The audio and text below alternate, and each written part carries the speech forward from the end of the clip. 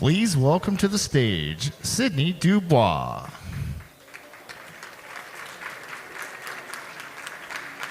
Hello, everyone. My name is Sydney Dubois. I am the Climate Justice and Student Engagement Fellow at Second Nature. Who's had a good summit? Okay, I know we've had a full day, lots of days full of networking and plenaries and sessions, but I think we can get a little bit more energy. So who's had a good summit? Great, me too. And I think we can all say that after these last few days, we can feel the importance of the work that we do and the urgency that's needed for positive change. And students are a crucial part of that work. So it's my pleasure and honor to introduce Ayana Thomas and our student panel. Thank you.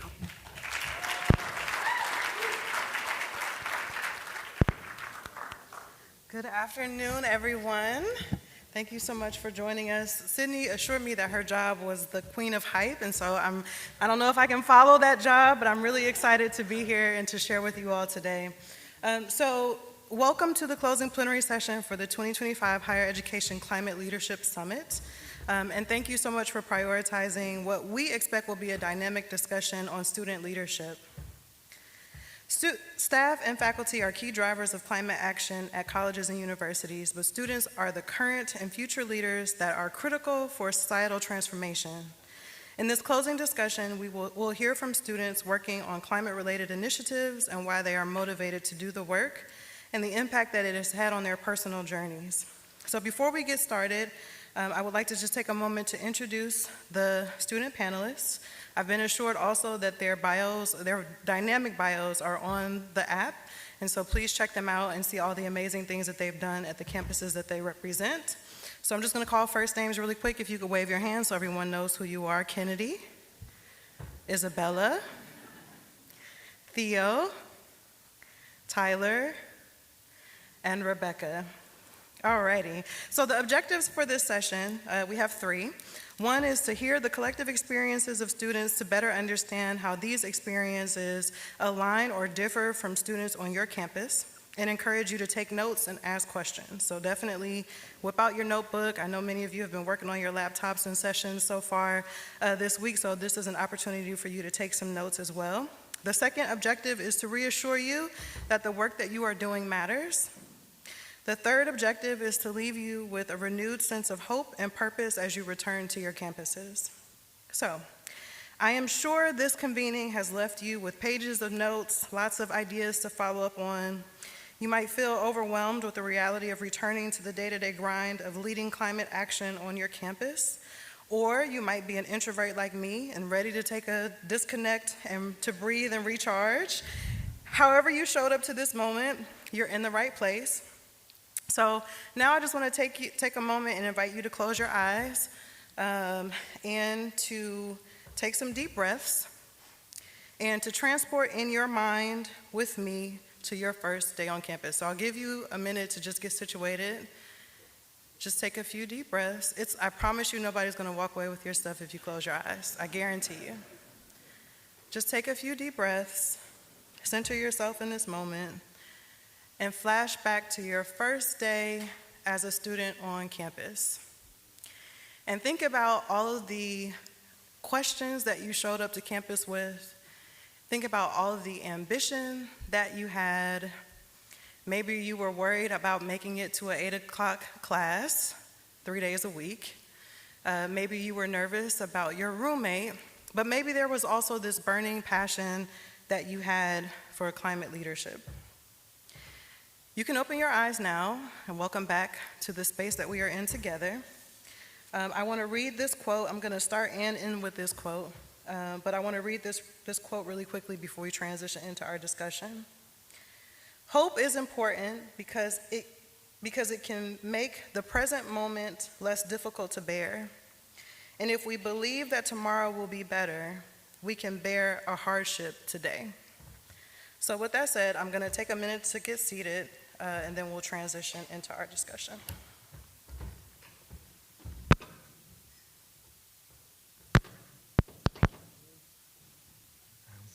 It's all good. Okay.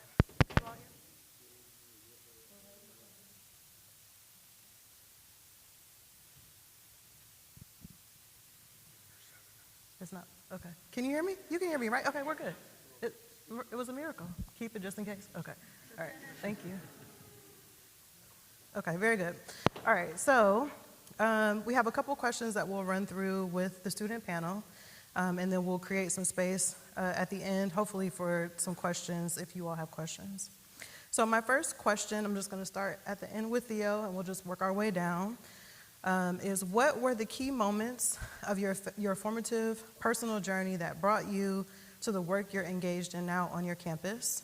And were you active in environmental sustainability before you came to whatever school you may go to? Yeah. Hey, everyone. Theo Daniels here. I'm currently a policy fellow at Second Nature focused on IRA implementation, and I'm also a current master's student at Georgetown program. I'm getting my master's in environmental metrology and policy. And I would say, yeah, the first experience I would bring up was actually my first one in the climate space. So I'll start by saying I started off as a computer science major. I swore I wanted to be in Silicon Valley and working as a software engineer, but that just didn't happen. And so when I made the switch to climate, my first experience was at the University of Washington Cooperative Institute for Climate, Ocean, and Ecosystem Studies. And I was doing some oceanography research, nitrous oxide, and marine environments. I found out quickly that I hated oceanography, and that's not what I wanted to do, but from that experience, that was the first time that I felt that someone in this space believed in me outside of myself, and that was super informative, super powerful for me, and it gave me a lot of confidence. And from that, I had a chance to do a lot of really cool things while I was at Howard. And so I guess the other experience that I would bring up was a few summers later, I had a chance to be a research intern at Stanford, looking at temporal and spatial distribution of vector-borne diseases in the Amazon basin region. Again, realized quantitative ecology wasn't for me, but it provided me an avenue to make a lot of super cool, amazing connections, just understand what it meant to be in this space. And then the immediately following months in the fall, I had the opportunity to work in the White House Council on Environmental Quality in the EJ team. And that's when it clicked, and that's when I realized this is what I want to do, this is where I'm meant to be. And from there, it's been just an amazing experience. I've had a chance to meet a lot of really cool people and make a lot of really amazing memories while feeling like I'm making an impact on issues that matter to me.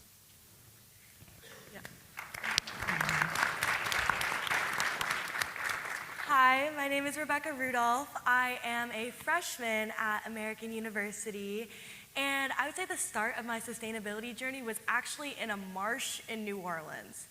And that sounds crazy, I know, but we were planting bulrush in order to help with coastal land loss that was occurring due to Hurricane Katrina back in 2005. Now we're fast forwarding to my junior year of high school, where I discovered seagrass disappearance in New England. And if you didn't know, seagrass is disappearing very, very quickly, and it is one of the best things for sequestering carbon very efficiently.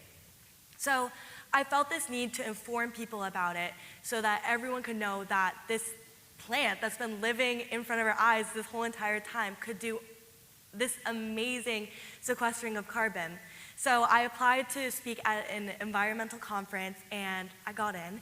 And it was my first time public speaking, and that solidified to me that I needed to devote my life to sustainability education because I truly loved it. So now we fast forward to senior year of high school. I became co-president of my sustainability club, where I ran different events such as the thrift store, which was my favorite one, other sustainability events that subtly put sustainability in, and also I led an initiative to help reduce plastic water bottle use at my high school, which is still happening to this day. So now I'm at American University, and I love it so far.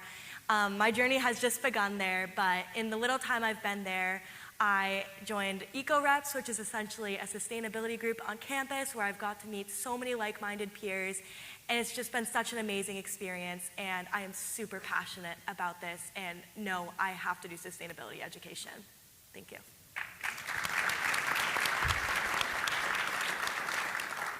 Yeah, so my thing is food waste. I hate it so much that I really spend so much time thinking about it. And I want to tell you about two moments. One is like more on a macro scale and micro scale, and the other one like more on a macro scale. So at home, my family also hates food waste. That's probably where I got it from.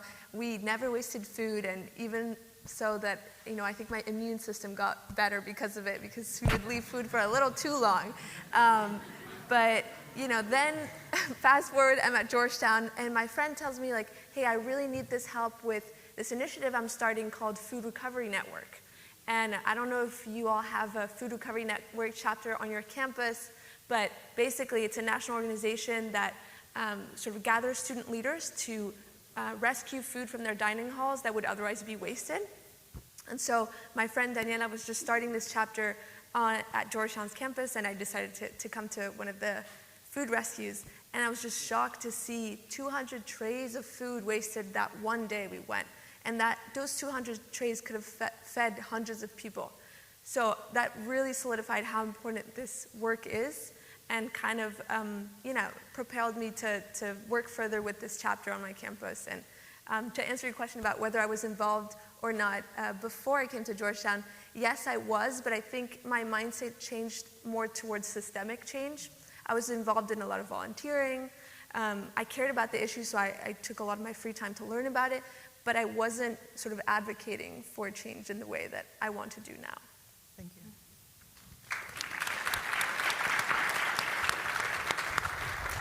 Hello, everyone. My journey started in undergraduate. I went to Alabama. Oh, hello, everyone. My name is Kennedy. I'm a second-year master's student at Georgetown. So my journey started in undergraduate at Alabama A&M University, where I really hated taking out my trash so much that I would convince my friends to take it out for me. And so through that, I found out about the zero waste movement, and I literally started switching, making sure that everything I bought was without plastic, using only reusable containers. I would only shop at thrift stores. I really got into just reducing how much trash I would create. And then I ended up moving up to South Korea. They take recycling to the whole nother level, to the point where you will get fined if you put things in the wrong trash bin. And so this really made me committed to being like, we can actually have cities where we can still consume what we want, but also reduce our waste at the same time. And then not only reduce our waste, but also reuse things and actually make them usable again for the environment.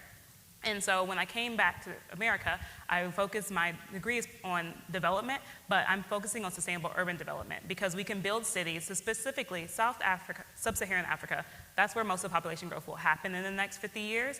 And so they will have cities, and there's ways to build these cities where their impact on the earth will be lessened by if we actually put like smart solutions to reduce those impacts, but also giving them the lifestyle that everyone else deserves. So that's kind of how I got to my sustainable journey and why I'm focused on things I am doing now. Thank you.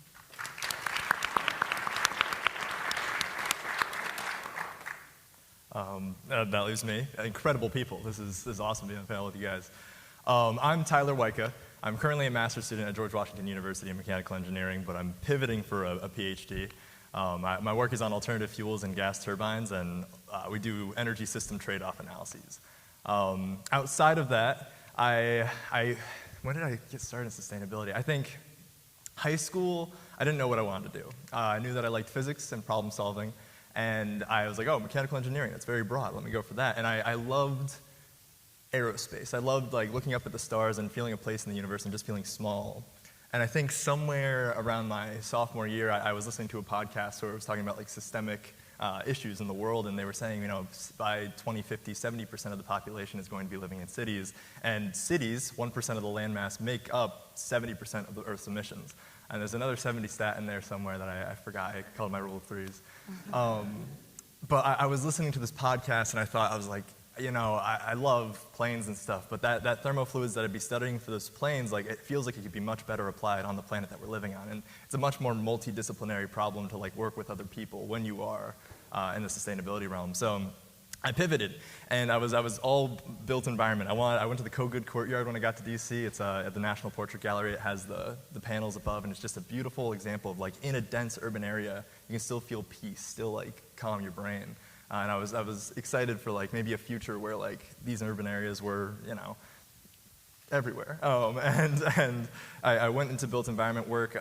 First, I was working for a utility. I worked for Whiting Turner, a contracting company. They built the Unisphere up in Silver Spring, Maryland, largest net zero office building in the world. I think. I don't know if they still hold that title. And then that slowly transitioned into the research, which now I am primarily interested in, where it was built environment first. I realized that on the power generation side, I also want to like get involved there and like the sustainable feedstocks for the fuels that we use in the hard to decarbonize applications. I want to know how to like build those energy systems. But on the side, I work with organizations at GW. Association of Energy Engineers is the primary one that I work with. We say energy enthusiasts for, we accept everybody. We're not just engineers, because in the sustainability space, we really need those multidisciplinary voices. And a part of the work that we do there, I recently got in contact with a nonprofit called Forum for Agriculture, Innovation, and Empowerment in Sierra Leone. And we were able to win a $20,000 grant for them to expand their climate resilience infrastructure for post-harvest waste. And that was all through the help of some sustainability organizations that I will talk about from GW. But if there's more later, I don't want to take up too much time in the introduction. Thank you. That's me.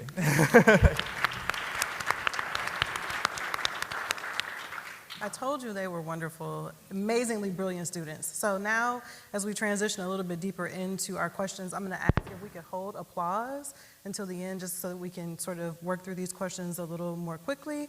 And then also, if you all could just keep your answers brief so that we can move on.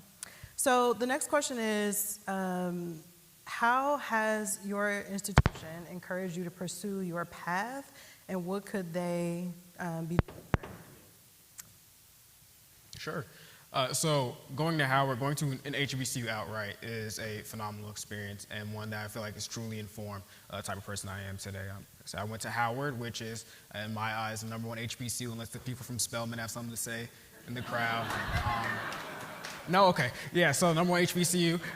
And there's a really rich sense of community at the school, and also a really rich sense of healthy competition, in which everybody wants to feel and become high achieving through internships, post-grad opportunities, and just really be involved in the community. As we know, HBCUs are underfunded but do overproduce when it comes to talent.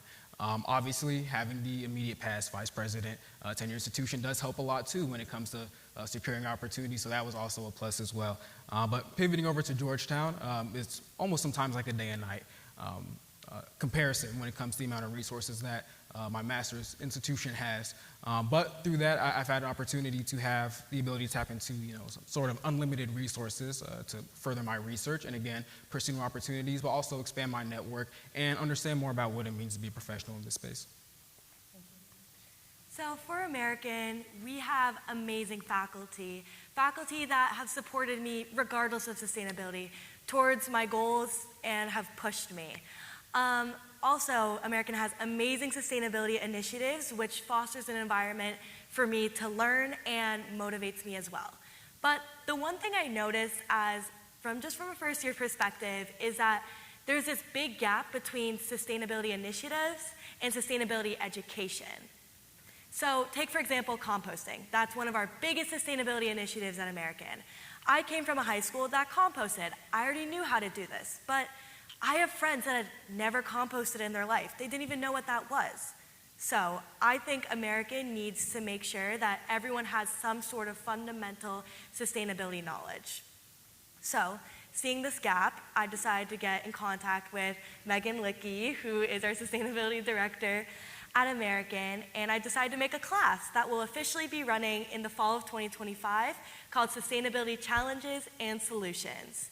And essentially, this class talks about general sustainability literacy, which ranges from what is climate change, what are different solutions, environmental justice, as well as sustainability at American, what are these initiatives we have, or what can we as a school be doing better to be more sustainable.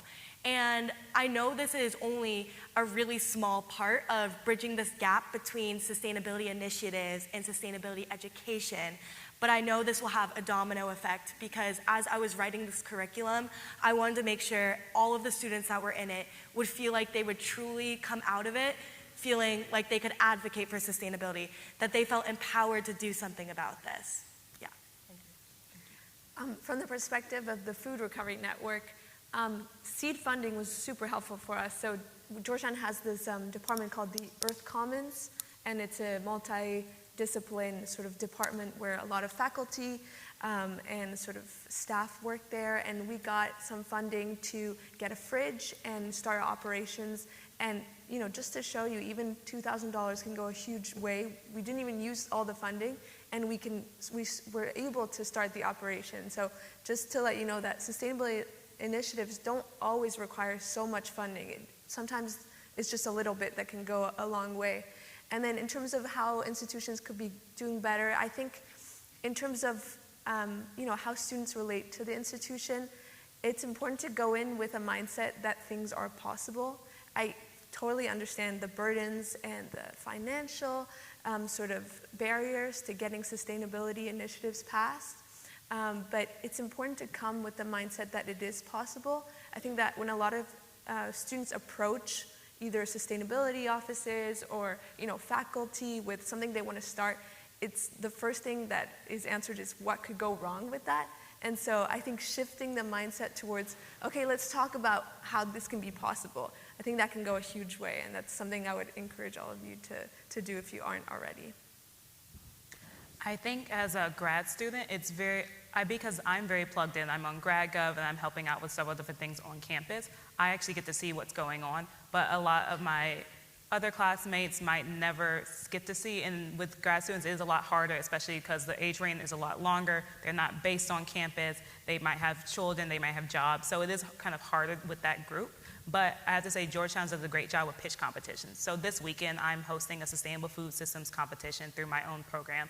And then I actually my friends and I won a competition that the energy company that the school works with, they hosted an energy competition, and we promoted doing solar powered charging benches on campus, and now they're actually implementing our idea. And so we were on a meeting this morning with the company that we were going to ask to help us implement this idea. So having those areas for students to actually help pitch their ideas and listening to them it's been really interesting and cool to see what we can do on campus. Yeah, and then I'll be quick. Take your time.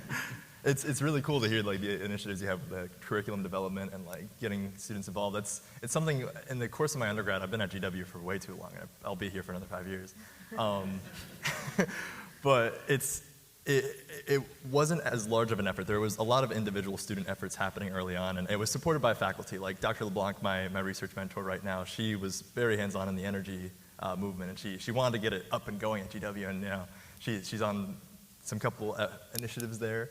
But there were also students organizations like Sunrise that was able to win divestment back in 2019, and just recently, with all these individual organizations and individual efforts from schools, across disciplines, and different people, there has been a sustainability alliance that was started up at GW to merge the curriculum and merge the research that GW does and make it more cohesive for the sustainability programming. So I'm excited for the future that it might be more at the base level. I mean, I worked on a project for California State University, and they have an amazing climate action plan where it's 70% of our students have to be climate literate by 2030, I think the goal was, or sustainability literate by 2030, and that would be an awesome goal to have at a lot of other universities where students, I think, from 16 to 25, it's about 60% of us feel climate anxiety, but a much smaller percentage know what to do, and schools have the power to be these are the actionable things that you can do.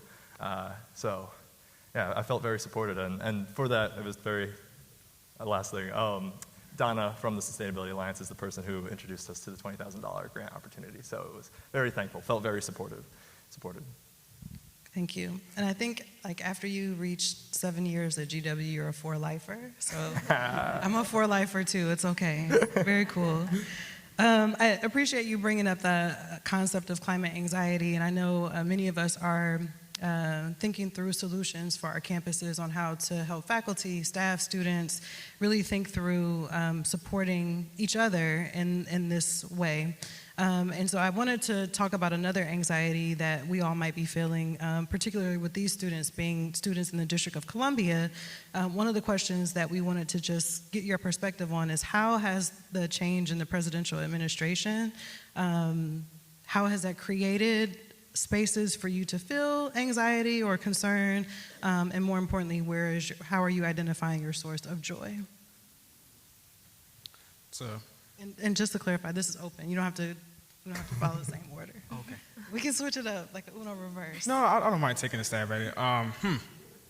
So like I mentioned, I go to Howard, or went to Howard.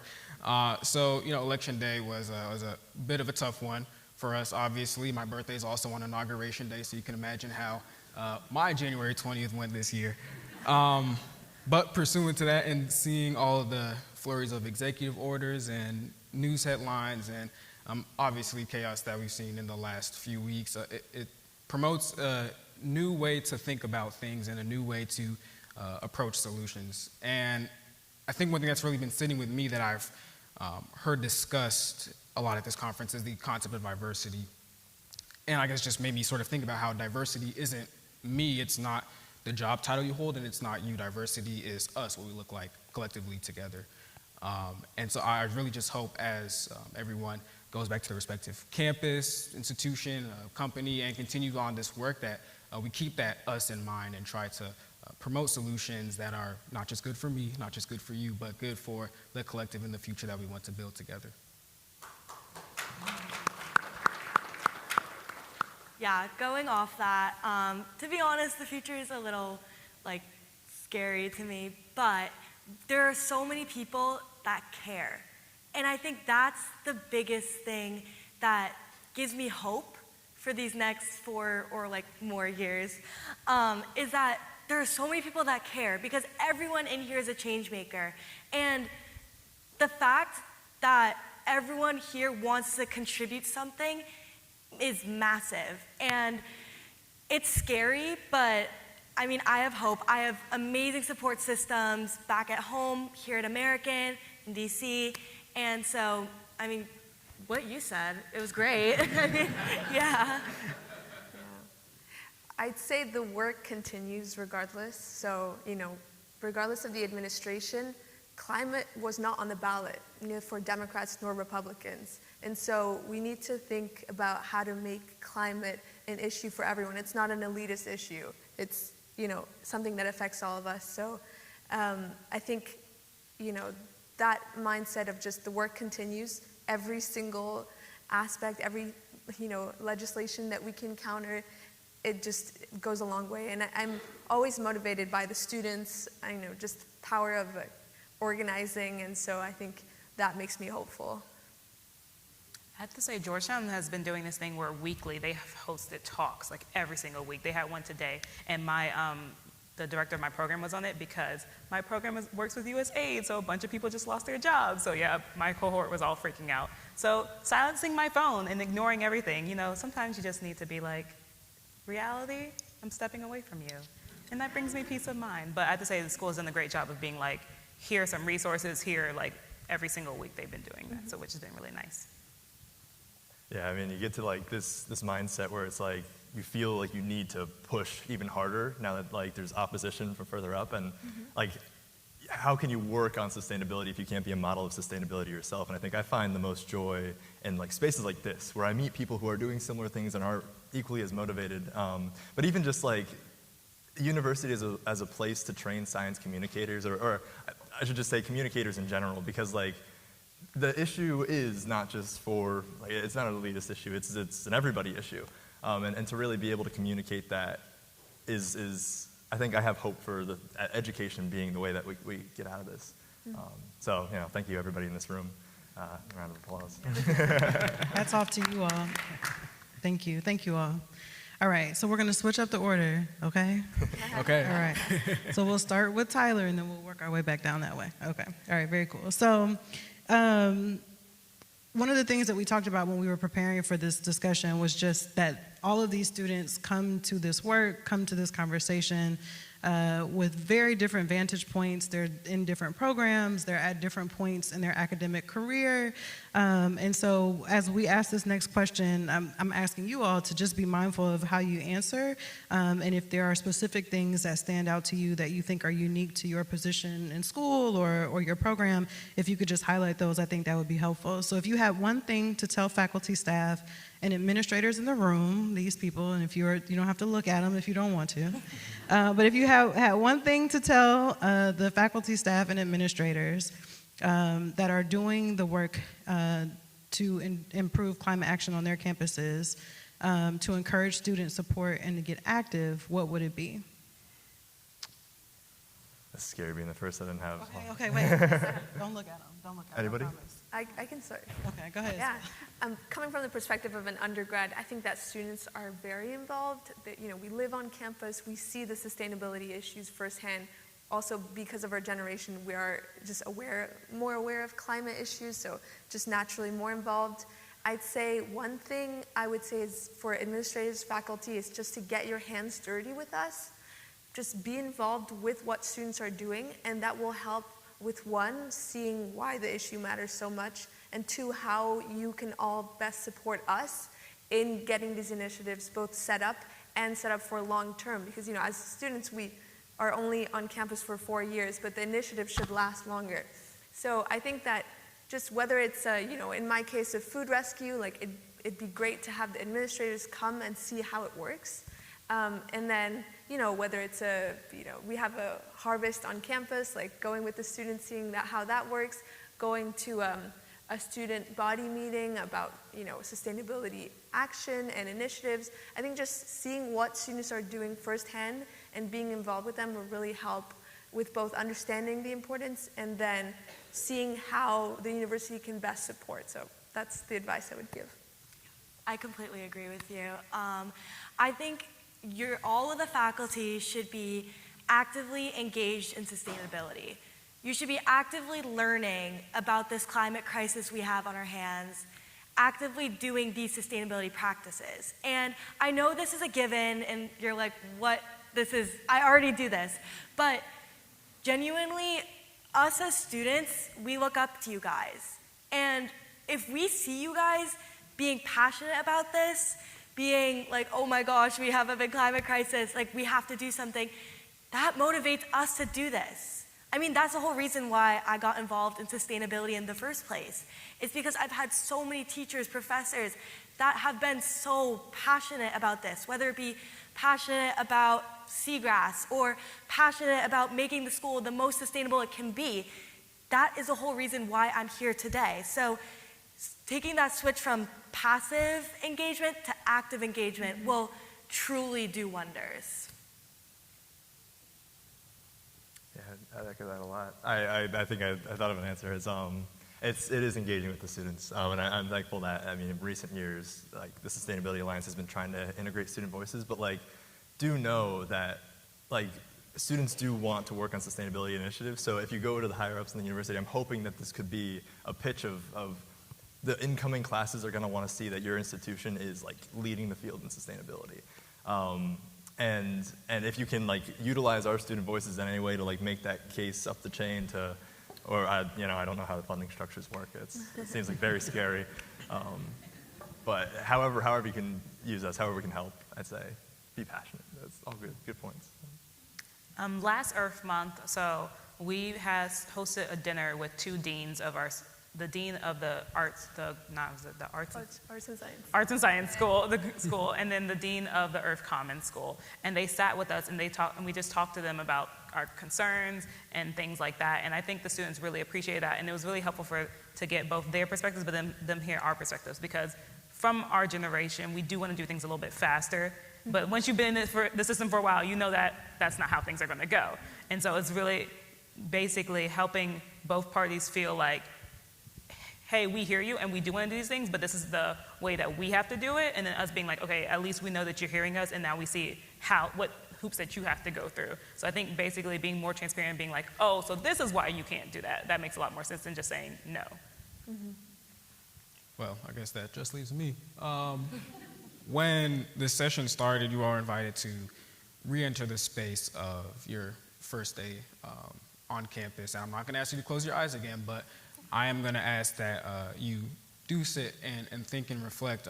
When you were a freshman, when you were starting grad school, or when you were about to present at your first conference or go to your first board meeting, what type of boss, advisor, professor, colleague, coworker do you wish you had advising you? What type of person do you wish you had cheering you on, informing your steps, answering your questions, and what is stopping you from being that person today? And if I have time, I can give an example from this conference. Is Mr. Jabarian here from Bowie? All the way in the back.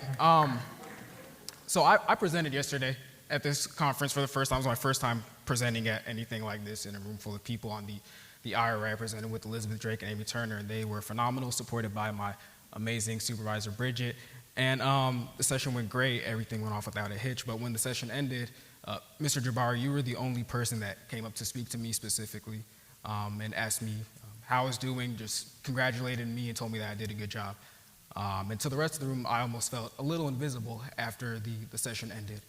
And that's the type of confidence that we as young people need to feel empowered to step into this space, because having a seat at the table means very little if we're only watching others eat. So I just wanted to say thank you specifically. Thank you. And I feel like you're reading my notes, but that's okay. So I just wanted to, I appreciate that, and I appreciate you acknowledging Jabari. So one of the questions that I had had an opportunity to share last week, actually at Howard, with a group of students, and everybody that spoke, and just about everybody on this panel that has spoken today, talked about their mentors and how pivotal these individuals were in helping them to thrive and succeed in their various environments. And so I just wanted to ask you all who your mentors are. You don't have to, unless if they're in this room, you can certainly name them, but if not, who are they? What are the traits that you have appreciated most, and how have they helped you to develop? I mean, I'll start. Mine's in the room. Sustainability Director Megan Lickey, she has been such a support system for me at American. I mean, I've only been an American for a little over than a semester, and I have genuinely formed an amazing relationship with her, whether it be on our like Microsoft Teams calls, or even talking about the classes, like not even about sustainability. Like, she is an amazing mentor to me, and I just wanted to shout you out. Thank you. Did anybody else want to respond? Everybody doesn't have to respond, but did anybody else want to respond? Go ahead. Sure, yeah. One of my best mentors is Dr. Wells. She was a postdoc fellow at Georgetown, and the quality that I admire most in her as a mentor is that she gave me independence, and that encouraged me to do my best work and really allowed me to kind of dive deep into it. So I was doing some research on instant delivery work in DC and sort of what are the issues in the labor market for workers who are independent contractors. And she said, okay, tomorrow you're gonna go and stand outside a restaurant and you're gonna interview people. And that was the first time I was gonna do that. And she just told me to go do it.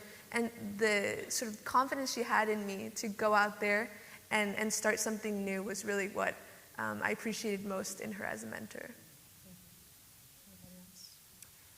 Just a couple of physics teachers I've had, Dr. LeBlanc, my PI, and actually he's a current PhD student, but he has been with me the last 4 years just showing me like what is possible, the art of the possible, and if you guys are able to foster that between like upperclassmen and underclassmen, I think it really keeps the chain going. I found an underclassman that I'm now mentoring on his way up, and pass it on.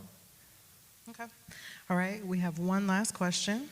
So I'm going to ask you all, you don't have to close your eyes, but to imagine where you'll be in 10 years if you had unlimited resources and unlimited opportunities that didn't create boundaries or barriers, what will you be doing?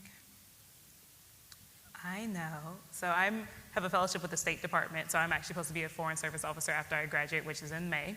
And so my whole plan of joining the State Department was so I could make contacts in these different cities in sub-Saharan Africa and then become a sustainability urban consultant when I left the State Department. So I plan on being probably in Mozambique. Sounds like it'd be a really nice place. Helping build their city, Maputo. Yeah, Maputo is the capital there. Helping build the capital and working on suburban sprawl, which is actually an issue that's very common in sub-Saharan Africa. So basically, if you've seen the cities, if you've ever been to Sweden, they have some amazing ways of building their cities where they've really been able to reduce the amount of water and electricity usage that they need to consume, but still have beautiful, live regular lives, and no one ever feels constricted. And so figuring out ways to implement those type of systems down in sub-Saharan Africa so that we can, like, as he said earlier, cities will become the issue of climate change. Like, that's where most of the carbon that we will create, but helping them create cities that are nice and livable and that they still get to enjoy the same amenities that everyone else does. Well, I don't have it charted out to the exact city, unfortunately, but hopefully somewhere cool. Oh, no, it's super cool, though. I would say I hope and aspire to be continuing to work in a space such as this, right? Prioritizing the solutions and empowering and giving way to the voices that matter, empowering them to tell their stories as we try to create a more just world for everyone. Yeah, I agree. That's where I see myself in 10 years. I don't know what specific job that is, as I'm just the first year, but I definitely see myself in a space with people. I think that's definitely where I see myself, and a dog, but besides the point.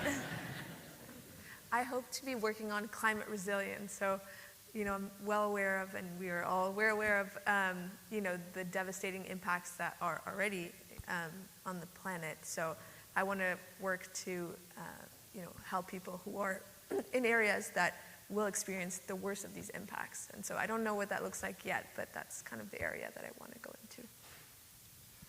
I guess if I've been at GW this long and I'm a lifer now, I guess in 10 years I'll be at GW. I want my work to really just add anything in science communication. And so if that is at GW, that'd be awesome. If it's advising policy, talking to people, or just building sustainable energy systems. I don't know what the job is yet, but it will have that aura. Very cool. Thank you all. If you wouldn't mind, please join me in giving a round of applause to these dynamic student leaders.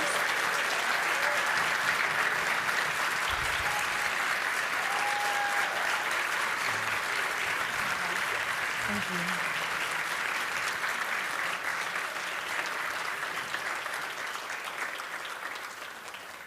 Just a few reminders. Higher education administrators certainly have the power to shape and form students and individuals. Just want to encourage you all to stay strong in knowing that this is just a season, and although jobs and careers might be changing and might be affected, especially for grad students, that there is certainly sun on the horizon. And I just want to encourage you all to think about the future that you are continuing to shape and build, and just to be encouraged. And I will close with the quote that I opened with, and it is, "Hope is important because it can make the present moment less difficult to bear. And if we believe that tomorrow will be better, we can bear a hardship today." Thank you so much for your time and your attention.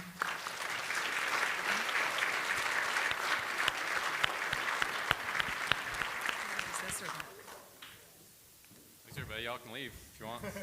Thanks. I feel like whenever you hear, so it's been a long time since I've been in undergrad, and I was like, how did I ever get into college in the first place with people like this? You guys are awesome and impressive. Thanks you so much. Thanks, Ayana, for helping to facilitate. Just one more quick housekeeping piece. If you could take out your phones. Yep, take out your phones. And scan this QR code, because we need feedback on the summit. How did we do? This is our survey. It informs what next year will look like. It gives us important feedback on what this year was like. And we don't know unless you tell us. So take a second to get that on your phone. We'll send this out in advance at the end after everyone leaves too, but would love for you to just take a minute here and start filling that out. I want to ask all of Second Nature staff to come up, please. While they're doing that, I want to ask any members of Second Nature's board to stand.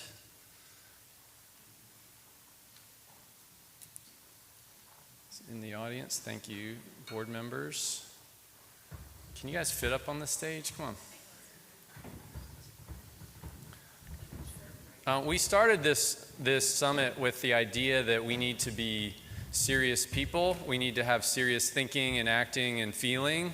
And I do feel like we've accomplished that. I think all the conversations that I've been a part of, the sessions that I've been a part of, have really taken the topics that we've been engaging on seriously. And I just want to say that these are the people that make up Second Nature. And this is a network that is massive. Like people talk about punching above our weight. It's these people that make it work. So we all need to stand and give a round of applause for all of our Second Nature staff and all of our board members. Thank you guys. Thank you guys so much for all the work that you do. So as you leave this space and as you think about the upcoming year, know that you have real people that are here to help, and we want to scale your impact and activity. We're looking forward to next year being yet another time where we come back together. But in the meantime, we are just going to make progress. We're going to push ahead, and we're going to do what needs to get done because we're all in this together. Thank you so much for being here. Safe travels, everybody. Thanks.